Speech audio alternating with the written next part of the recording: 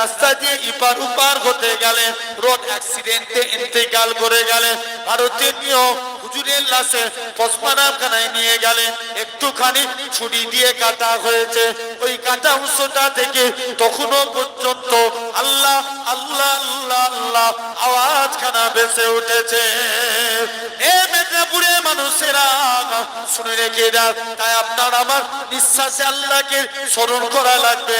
খবর নিয়ে দেখো, আমার আপনার ভিন্ন করে হুজুর কেবলা নানাজান হুজুর কেবলা শরীর অসুস্থ, আরামবাগ নার্সিং হোমে নিয়ে যাওয়া হলো। ডাক্তার মনোজিৎ মুখার্জি হুজুর কেবলা যখনই টেলিস্কোপ বসালেন, যেই জায়গায় হুজুরের টেলিস্কোপ বসানো হচ্ছে, ডাক্তার মনোজিৎ মুখার্জি বলে আমি টেলিস্কোপের ভিতর থেকে আওয়াজ আল্লাহ আল্লাহ আওয়াজখানা শুনতে পাই। হে দুনিয়ার মানুষেরা, আল্লাহ হযরত এরকম ভাবে নবী আকবার সাহাবীর দিকে তাকিয়ে, নবী আকবার সাহাবীর দিকে তাকিয়ে হাউ হাউ করে কাঁদে। আবার নবী আমার মুচকি হাসি সহিত মুখটাকে ঘুরিয়ে ফেললেন। আল্লাহ নবী বলে, ও আমার সাহাবীরা, তোমরা একবার আল্লাহ নবী সাহাবীরা আরজ করে, ইয়া রাসূলুল্লাহ হাবিবাল্লাহ, হুজুর আপনার কান্না এবং হাসির কারণটা জানতে চায়। আল্লাহ নবী বলে, ও আমার সাহাবীরা শুনে রেখে দাও, আমি নবী এমনি কাঁদি না, কেননা শুনে রেখে দেন আমি নবী এই জন্য কাঁদতে লাগি। এ দুনিয়ার মানুষেরা, আল্লাহ নবী বলে শুনে রেখে দাও, কেননা আমার সাহাবী কালো বলে দুনিয়ার কোন মেয়ে আমার সাহাবীকে বিয়ে করতে চাইতো না। হযরত বিলাল ছিল কালো, বিলাল কালো বলে কেউ বিলালের সঙ্গে মুসাফা করে না, মুআনাকা করে না। হযরত বিলালের অন্তরে দুঃখ হতো, আল্লাহ আপনি আমার কালো করেছেন বলে কেউ আমার সঙ্গে মুসাফা করে না। বিলালের মনে দুঃখ হতো। আল্লাহ নবী বলে, বাবা বিলাল চলে যাও চলে যাও, তুমি একখানা খুরমা নিয়ে আসো। হযরত বিলাল কারোর সঙ্গে কোনো কথা না বলে একটা খুরমা নিয়ে আসলেন। আল্লাহ নবী বলে, ও বাবা বিলাল, তুমি অর্ধেক খুরমা খাও, বাকি অর্ধেক খুরমা খানা আমি নবী আমার জন্য রেখে দাও।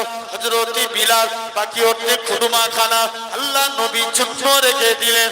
আল্লাহ নবী বিলালের ছুটা খানা খেতে যায়। হযরত বিলাল আল্লাহ নবীর কদমে পড়ে যায়, ইয়া রাসূলুল্লাহ হাবিবাল্লাহ, হুজুর আপনার গোলাম আমি, হুজুর আপনার ঝুটা আমি খাবো, হুজুর আপনি আমার ঝুটা খাবেন। না না না না, এটা মানা যাবে না।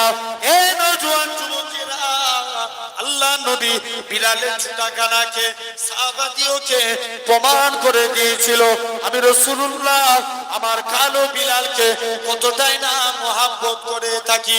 কোন বিলালের কথা বলি, এরকম ভাবে আমার রাসূলুল্লাহ সাহাবী কবরের দিকে তাকিয়ে মুচকে হাসি সহিত মুখটাকে ঘুরিয়ে ফেললেন।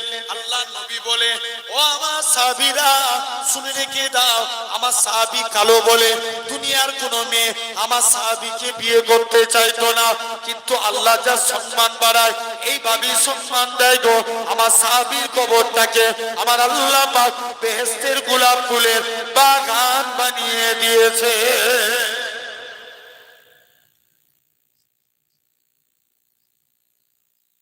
মাথায় রাখবেন, তাহলে আমরা কাকে বেশি ভালোবাসবো? জোর করে বলো না, বলো বলো নবীকে। আমার আল্লাহ বলছে, তোরা আমার নবীকে ভালোবাস, মাশাআল্লাহ। খুশির সংবাদ, আমাদের প্রাণপ্রিয় ভাইজান হুজুর কেবলা তিনি তাশরীফ নিয়ে এসেছেন। কিছুক্ষণের মধ্যেই ভাই আসবেন, আপনাদের কাছে আলোচনা করবেন। ভাইজান আসা পর্যন্ত আপনাদের কাছে আমি দু এক কথা আলোচনা করি, জেনে রেখে দেন। তার আগে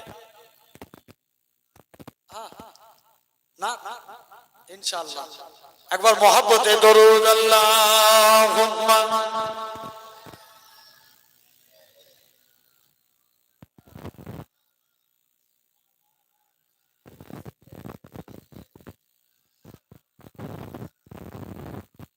লা তাহজানু আলা মা লাইসা মিন করা, গমগীন কা খুদায়ে জাগা খুদ হে গম কুসা।